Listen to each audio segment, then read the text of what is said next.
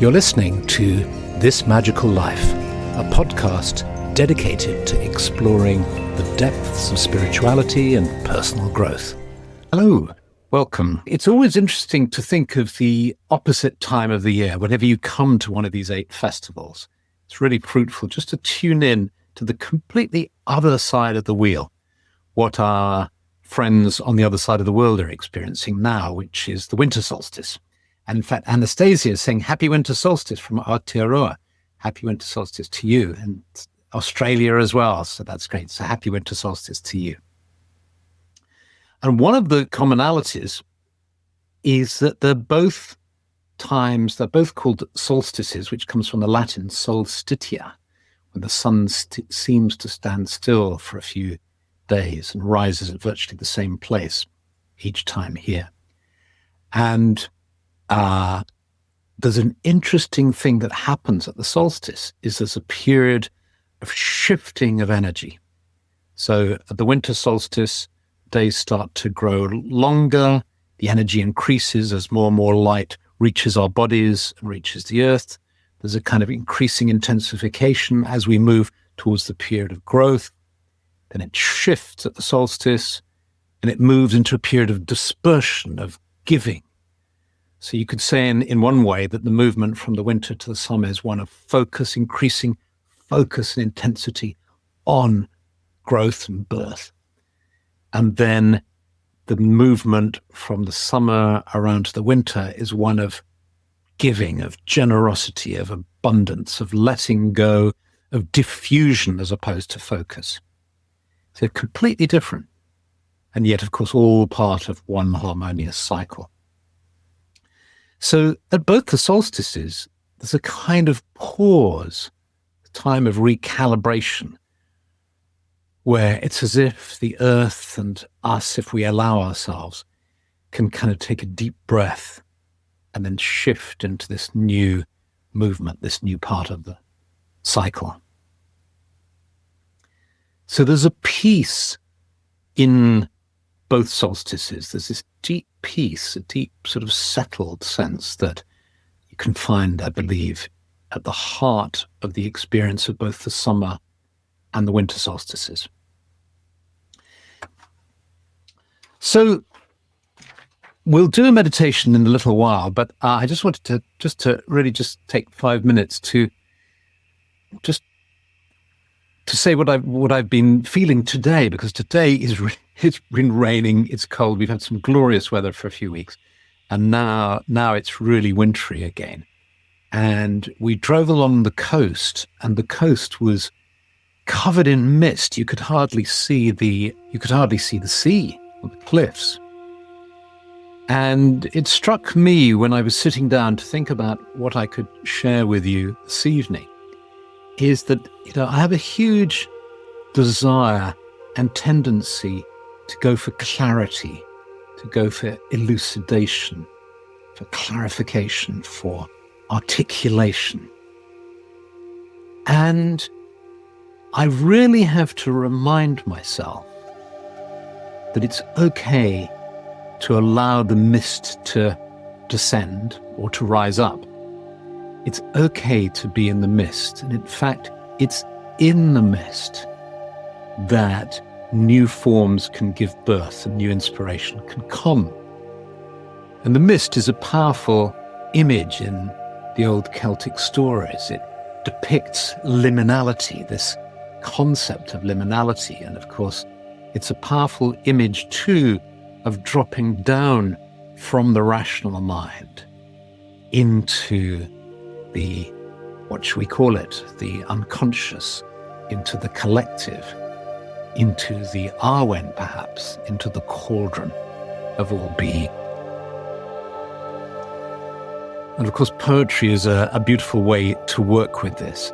And this is the poem that I decided that I would like to read to you. It's just so beautiful. And it's by Pablo Neruda. It comes too out of a concern that I've had. I'm reading quite a lot now, and I don't know whether you have this experience, but you read a whole book. It's full of fascinating information and facts and ideas. Then you'll maybe meet a friend a couple of weeks later and they'll say, what have you been reading? Or you share with them what you've been reading. And there's so little left in your conscious mind. There's so little left. It's all there, I guess. If you could be hypnotized, you could pull out the stuff, and it's all worthwhile, I believe. But so much goes into this forgotten place, this place of the mists. So let me read to you now Births by Pablo Neruda. We will never have any memory of dying. We were so patient about our being, noting down numbers, days, years and months, hair, and the mouths we kiss. And that moment of dying, we let pass without a note. We leave it to others as memory, or we leave it simply to water, to air, to time. Nor do we even keep the memory of being born, although to come into being was tumultuous and new. And now you don't remember a single detail and haven't kept even a trace of your first light. It's well known that we are born. It's well known that in the room or in the wood or in the shelter, in the fisherman's quarter, or in the rustling cane fields, there is a quite unusual silence. A grave and wooden moment as a woman prepares to give birth. It's well known that we were all born, but of that abrupt translation from not being to existing, to having hands, to seeing, to having eyes, to eating and weeping and overflowing and loving and suffering, of that transition, that quivering of an electric presence, raising up one body more like a living cup, and of that woman left empty, the mother who is left there in her blood and her lacerated fullness, and its ending and its beginning and disorder, tumbling the pulse, the floor, the covers, till everything comes together and adds one knot more to the thread of life. Nothing remains in your memory of the savage sea which summoned up a wave and plucked a shrouded apple from the tree. The only thing you remember is your life.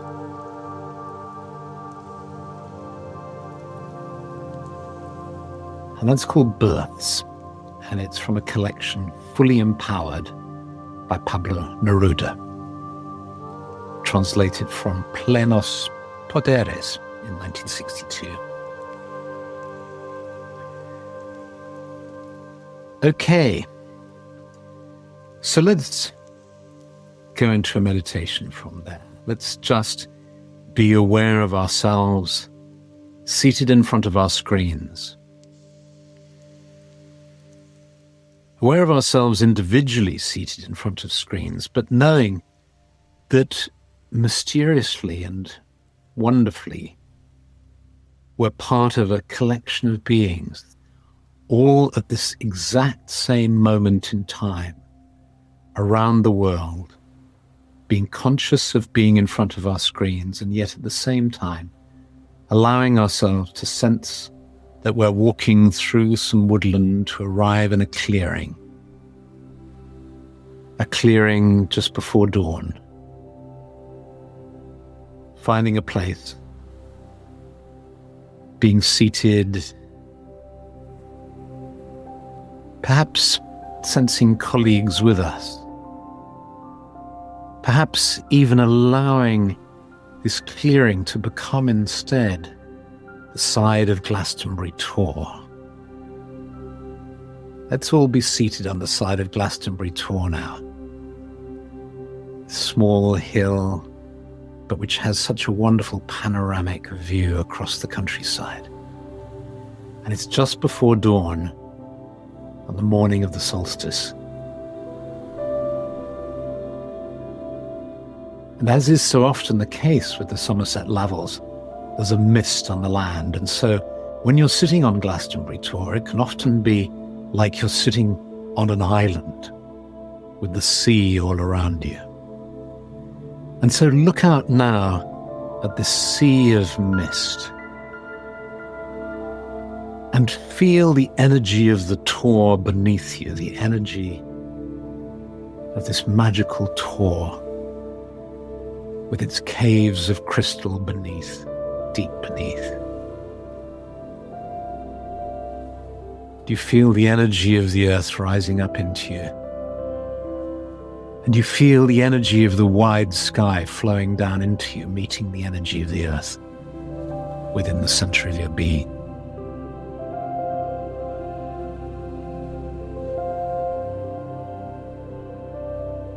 And then you start to see the sun rising over the mist on the horizon. That wondrous shimmering and the first rays of dawn going straight to your heart, filling your heart with love, with light, with warmth. And this light flows all through your body, all through your aura, your energy field.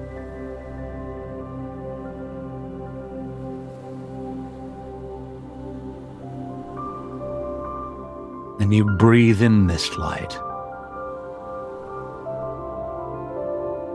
As you become aware of your breathing, you sense how, as you breathe in, you become more aware of the light flowing in.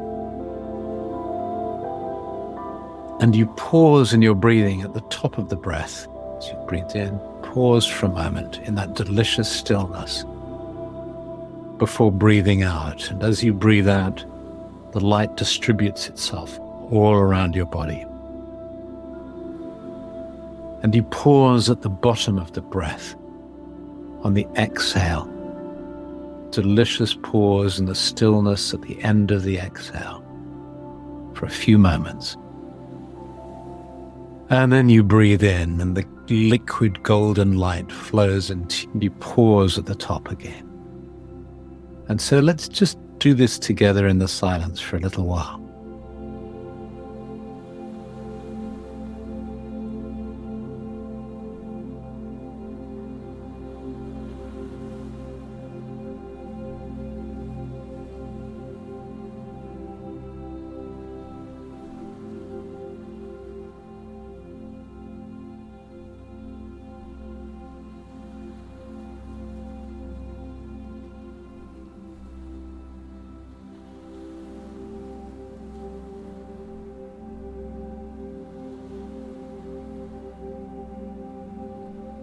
Just relaxing into the pause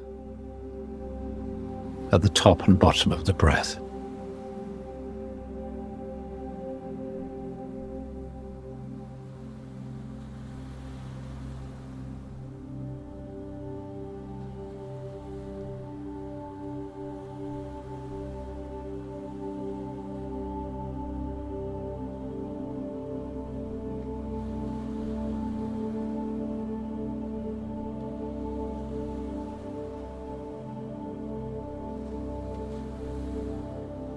You become aware now of the sun rising up in its fullness, so you can see the whole disk of the sun now. And you sense the whole group seated around you. More than 300 of us seated on the Tor. And you know, the Tor has these kind of ridges on it, making a kind of natural seating arrangement. You look around and you see the faces of your friends and colleagues in the dawn light of the solstice. And it's as if you can see the way the light is flowing into their being, and you can see them glowing in this light.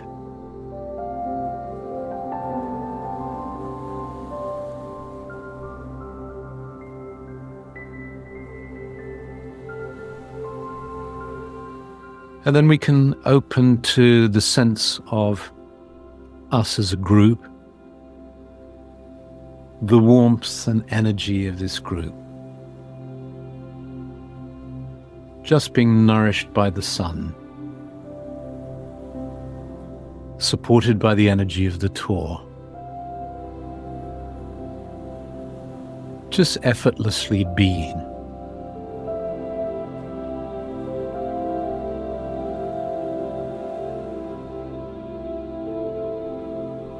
And then we bring our hands to our hearts, feeling the warmth in our hearts, and asking that there might be peace on earth, that may all of life be protected, may nature be preserved and protected.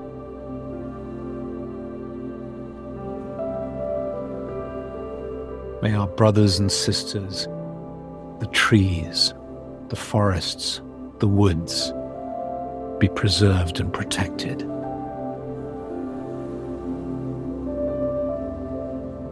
A blessing on our lives and a blessing on the land. And we place our hands, the palms of our hands on the earth, sending our blessings to the earth. And then with one last look around at the gathering on the Tor, we close our inner eyes and gradually allow the scene to fade from our vision as we become aware of being seated here in front of our screens or tablets, fully present, here and now, on this evening of the 21st of June.